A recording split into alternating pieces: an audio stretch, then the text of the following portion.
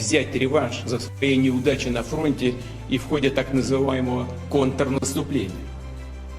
Но просчитались. What happens when an empire does not fall to bombs or bullets, but to silence on its highways, when engines that once carried food, medicine, and fuel across a continent simply do not start? Across Russia, from the outskirts of Moscow to the frozen roads of Siberia, the sound of diesel engines is fading. Parking lots are full, warehouses are quiet, shelves are beginning to tell a story that state television refuses to show. It is not a story of battlefield defeat, but of something far more dangerous to any government everyday life, grinding to a halt. Russia is a country built on distance. 11 time zones, 17 million square kilometers. In such a geography, logistics is not an economic sector, it is survival. When trucks move, the country breathes. When they stop, the consequences are immediate and unforgiving. Today, that lifeline is breaking under pressure unseen since the late Soviet era. For years, railways and highways worked together to keep the civilian economy functioning. Trains carried bulk goods. Trucks handled the last vital link, bringing food to supermarkets, medicine, to clinics, fuel to remote towns. But war changes priorities. As the conflict in Ukraine expanded, Russia's rail system was increasingly absorbed by the military machine. Freight wagons once reserved for grain and consumer goods were reassigned to tanks, ammunition, and troops. The burden shifted to the roads. Now those roads are failing too. According to industry reporting, nearly 7,000 transport companies are on the brink of bankruptcy, marking the deepest crisis in the sector in 17 years. This is not a marginal collapse. Road transport is the backbone of Russia's internal trade. It connects farms to cities, factories to ports, pharmacies to patients. When that backbone fractures, the entire body suffers. The reasons are layered and compounding. Fuel costs have surged, maintenance expenses have exploded, interest rates hovering above 20% make loans toxic. Freight rates, meanwhile, have collapsed. Every kilometer driven now represents a loss rather than a profit. Truck operators face a brutal arithmetic: turn the key and bleed money, or park the vehicle and face bankruptcy anyway. In a normal economy, such stress would trigger government intervention, subsidies, emergency fuel allocations, credit relief, but this is not a normal economy. It is a war economy where civilian needs are increasingly subordinate to military priorities. Diesel is rationed, supplies are redirected, the message is unspoken but clear. The front comes first, the supermarket second. The impact is already visible. In regional towns, deliveries arrive late or not at all. In major cities, prices rise even when goods remain available. The illusion of normality is maintained in Moscow longer than elsewhere, but the cracks are spreading outward. Logistics experts describe the situation not as a temporary disruption, but as systemic failure, an artery clogged at multiple points with no quick fix in sight. This is how large states begin to lose control, not in dramatic collapse, but through accumulation of small breakdowns that converge into a national emergency. Russia's highways, once symbols of endurance across vast distances, are becoming evidence of fragility. And when the roads stop carrying food, the question is no longer about economics. It becomes political. It becomes existential. The collapse on Russia's highways did not begin with empty shelves. It began with fire, precision strikes, nighttime explosions captured on distant cameras and satellite feeds. While the Kremlin spoke of resilience and self-sufficiency, Ukraine was quietly targeting something far more vulnerable than tanks or trenches fuel production. Refineries, not front lines, became the pressure point, and the impact rippled far beyond the battlefield. Since early 2025, Ukrainian drones have repeatedly struck Russia's major oil refining facilities. Distillation towers at sites such as Ryazan, Nizhny Novgorod, and Syzran were damaged or shut down. The result was not a symbolic disruption, but a measurable one. Refining capacity fell by an estimated 17 to 20%, leaving Russia with crude oil it could not efficiently turn into diesel fuel. In a country where trucking depends almost entirely on diesel, that shortfall proved devastating. Prices responded immediately. Diesel that once sold for around 65 rubles per liter surged into the 85-90 ruble range, with black market prices climbing even higher. For a long-haul truck, this translated into a single refueling cost approaching the monthly wage of an average worker. An 800 to 1,000 liter tank now represents a financial cliff. For transport companies already squeezed by falling freight rates, this was the moment the business model collapsed. Yet cost is only half the story. Availability matters more. To protect military supplies, the Kremlin imposed strict limits on diesel sales to civilian trucks, often no more than 200 liters per vehicle. On paper, it is rationing. In reality, it is paralysis. 200 liters barely covers a short regional route. In winter conditions, engines cannot be shut off without risking mechanical failure. Drivers must stop repeatedly, queue for hours, negotiate informal payments, or turn to illegal fuel sources. What was once a 3-day delivery becomes a 10-day ordeal. Sanctions compound the damage. Western restrictions cut off spare parts for European trucks that once dominated Russia's fleet Volvo Scania MAN.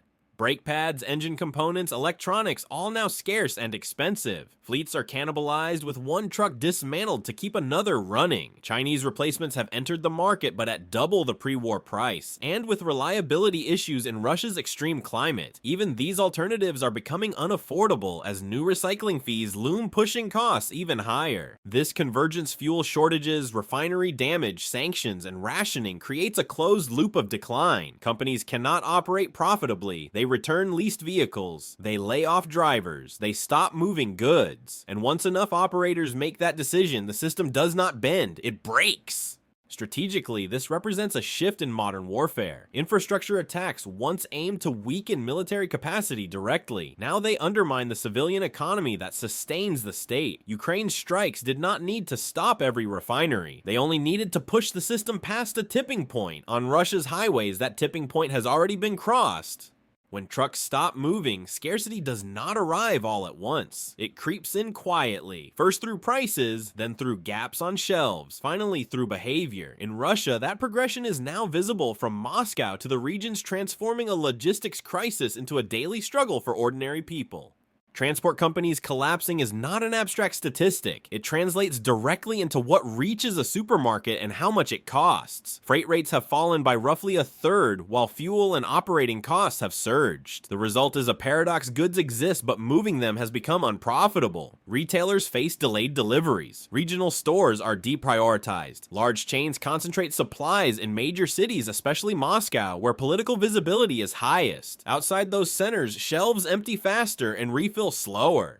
Food prices have become the most visible signal. Butter, a basic staple, has turned into a symbol of dysfunction. Prices have surged by 30 to 50%, driven largely by transport costs and border delays. In some cities, supermarkets have placed butter in locked security cases normally reserved for alcohol or luxury items. Reports of theft follow, not organized crime, but individuals stealing food. The image is jarring: a nuclear-armed state where butter requires protection. Potatoes tell an even darker story. For low-income Russians, potatoes are survival food. When wages fall short, potatoes remain the last reliable calorie. But rising transport costs mean moving crops from fields to cities is increasingly expensive. Prices rise faster than incomes. The so-called Borscht Index, measuring the cost of a simple soup, climbs steadily. When the poorest can no longer afford the cheapest food, inflation becomes social risk. Regional shortages are the clearest warning sign. Videos from cities like Samara show empty shelves, no eggs, no poultry, no vegetables. Local officials blame weather or temporary disruptions, yet the pattern repeats even under normal conditions. The real cause is logistical triage. With limited trucks and fuel distributors choose where to deliver and where not to. Rural areas and smaller towns lose first. This uneven access deepens resentment between center and periphery.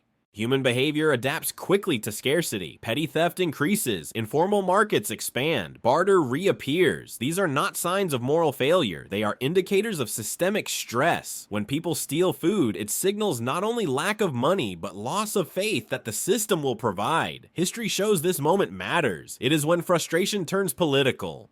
The government's response has been denial and deflection. Producers blame consumer demand. Officials blame weather. Western sanctions are cited, but never the war priorities that divert fuel, rail capacity, and manpower away from civilians. This narrative gap widens the credibility crisis. People see the shelves. They feel the prices. Television reassurances ring hollow. Scarcity reshapes psychology. It shortens horizons. It erodes patience. In such conditions, public tolerance for sacrifice declines sharply. A population may endure propaganda, repression, even distant war, but hunger tests loyalty differently. Russia's logistics failure is no longer just about transport. It is about trust, stability, and how long a society can absorb pressure before it demands change. Beyond Russia's borders, the crisis tightens into a chokehold. What cannot move freely inside the country is further strangled at its edges. Border crossings that once handled steady commercial traffic have become bottlenecks of delay inspection and quiet economic warfare. The effect is cumulative. Every extra day at a border multiplies cost, shortages, and uncertainty deep inside Russia. The European Union's restrictions on Russian-plated trucks marked a decisive rupture. Routes that once carried food, medicine, and industrial components directly into Russia were severed almost overnight. Thousands of transport companies built around European corridors suddenly had no routes to run. Their fleets, often the most modern in the country, were rendered useless. Bankruptcy followed quickly. For civilians, the consequences were less visible at first, but far more damaging over time. Goods that once crossed borders in days now travel in long, indirect arcs. Imports detour through Turkey, Georgia, Kazakhstan, or Central Asia, adding thousands of kilometers and weeks of delay. Each detour raises costs. Each handoff introduces risk. The price on the shelf triples before the product even arrives. This does not only affect luxury items. Insulin, cancer drugs, industrial machine parts goods Russia cannot reliably produce are caught in this logistical maze. China, often described as Russia's economic lifeline, offers limited relief. Border crossings such as Zabaikalsk and Blagoveshchensk were never designed to handle the bulk of Russia's import needs. Infrastructure is outdated, capacity is narrow, truck queues stretch into the hundreds, sometimes thousands. Transit times extend to 2 weeks or more. Drivers live in their cabs in sub-zero temperatures, waiting for clearance that may not come. China, guarding its own interests, restricts flow when it suits Beijing. Central Asian routes are no better. Kazakhstan, wary of secondary sanctions, has tightened inspections. At crossings like Mashtakovo, backlogs reach into the thousands of trucks with waiting times measured in weeks. This is not commerce. It is attrition. Factories inside Russia halt production for lack of parts. Pharmacies face shortages. The delays ripple outward, affecting employment, wages, and local economies. Even where borders remain technically open, obstruction prevails. Poland and the Baltic states conduct exhaustive inspections, scrutinizing every document, pallet, and component. The effect mirrors a closure without the announcement. Transit times double or triple. Smuggling attempts increase. Enforcement tightens further. The cycle feeds itself. This border paralysis transforms sanctions from abstract policy into lived reality. It reshapes daily life inside Russia without a single shot fired. The state can blame external hostility, and it does, but citizens experience the outcome in empty pharmacies and silent factories. Strategic pressure becomes personal. In modern conflict, borders are no longer lines on a map. They are valves controlling economic oxygen. In Russia's case, many of those valves are now closed or barely open, and when combined with a collapsing domestic transport system, the result is suffocation by degrees, slow, uneven, and difficult to reverse. At the center of Russia's logistics collapse lies a brutal trade-off war versus daily life. Every kilometer of rail and every liter of fuel redirected to the front is one less available to civilians. Over time, this imbalance has hollowed out the labor force, the market, and the social contract itself. Mobilization has drained the trucking industry of its most critical resource, drivers. A long-haul driver is by training and temperament an ideal military logistician. Many have been conscripted. Others volunteered, lured by signing bonuses that bankrupt transport firms cannot match. As a result, trucks sit idle not only for lack of fuel or parts, but for lack of people to drive them. This is demographic attrition disguised as patriotic duty.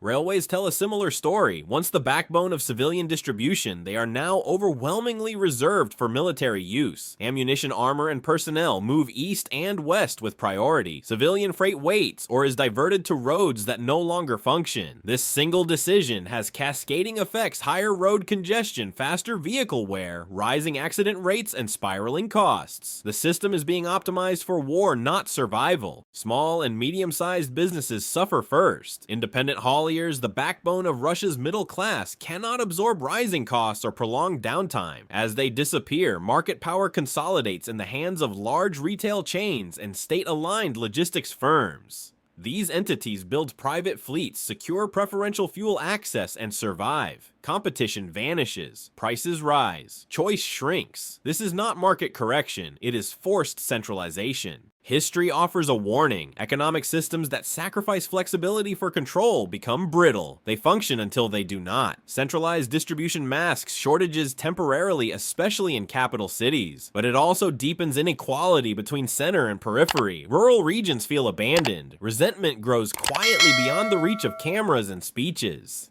The human cost accumulates. Families spend a larger share of income on food. Medicines become harder to find. Small towns lose businesses that once anchored local life. These pressures rarely explode at once. They erode morale, patience, and belief in the future. A society under constant strain becomes unpredictable. This pattern is not unique to Russia. Wartime economies elsewhere show similar dynamics. In Ukraine, missile strikes on power infrastructure force civilians into rolling blackouts. In the Middle East, disruptions to ports and fuel supplies reshape daily life faster than battlefield maps. In US-China, competition, control of shipping lanes and semiconductor supply chains carries similar stakes. Logistics is power. Deny it, and even strong states weaken. Russia's leadership frames sacrifice as necessary for victory, but sacrifice without visible progress breeds doubt. When citizens see railways full of tanks and roads empty of food trucks, the message is unmistakable. The state is choosing survival of the regime over well-being of the people. That choice carries consequences no amount of propaganda can fully contain. History rarely announces itself loudly. More often, it whispers through patterns that feel disturbingly familiar. In Russia today, those patterns echo the final years of the Soviet Union, when production remained high, but distribution collapsed. Fields were full, warehouses were stocked, yet cities starved not because food did not exist, but because it could not be moved. The same logic is returning, shaped by war sanctions and strategic overreach. In 1990 and 1991, the Soviet state still controlled vast resources. What it lacked was a functioning logistics chain. Trucks broke down, fuel ran short, rail schedules failed. Up to 40% of harvested crops rotted before reaching consumers. The system did not collapse in a single dramatic moment. It disintegrated through queues, ration cards, and the quiet realization that the state could no longer perform its most basic task, feeding its people.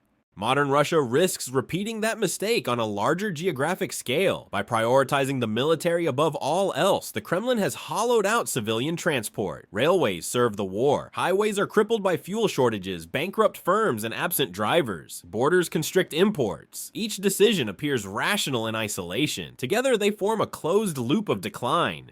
Empires rarely fall on the battlefield. They unravel in kitchens and supermarkets. When ordinary citizens spend hours searching for food, when staples become luxuries, when theft becomes survival, legitimacy erodes. Fear can suppress dissent for a time. Hunger cannot. Political stability depends not only on force, but on reliability, on the expectation that tomorrow will not be worse than today. The leadership understands this risk. That is why Moscow remains prioritized. That is why narratives shift blame outward, but logistics does not respond to speeches. Diesel does not flow because of slogans. Trucks do not move on patriotism alone. Material systems obey physical limits, not political ones. Across the world, strategists are watching closely. From Ukraine to the Middle East, from the South China Sea to American supply chains, the lesson is start control logistics and power follows. Lose it and even nuclear arsenals cannot compensate. Russia's crisis is not just national, it is a case study in 21st century vulnerability. The question now is not whether pressure will increase, but where it will break first. In regional towns, among small businesses, within the elite itself, or will adaptation come in time to avert deeper instability? When truth is already clear, the roads of Russia are no longer just highways, they are fault lines. Russia's unfolding logistics crisis reveals a fundamental truth about modern power wars are not sustained by ideology alone, but by fuel transport and trust. As Ukrainian strikes degrade refinery capacity, sanctions sever supply chains, and military priorities consume railways and manpower, the civilian economy is left to struggle on failing highways. Nearly 7,000 transport companies face collapse, and with them goes the ability to move food, medicine, and basic goods across a vast country. The consequences are visible in rising prices, empty shelves, and growing regional inequality. Butter locked in cases and unaffordable potatoes are not anecdotes. They are indicators of systemic stress. Border bottlenecks deepen shortages, while mobilization drains labor from an already strained sector. What emerges is a familiar pattern echoing the Soviet collapse, where distribution, not production, becomes the fatal weakness. This crisis extends beyond Russia. It offers a warning to all major powers navigating an era of conflict and fragmentation. Logistics is no longer a background function. It is the front line. The unanswered question remains, how long can any government maintain authority when its roads fall silent and its people begin to feel hunger?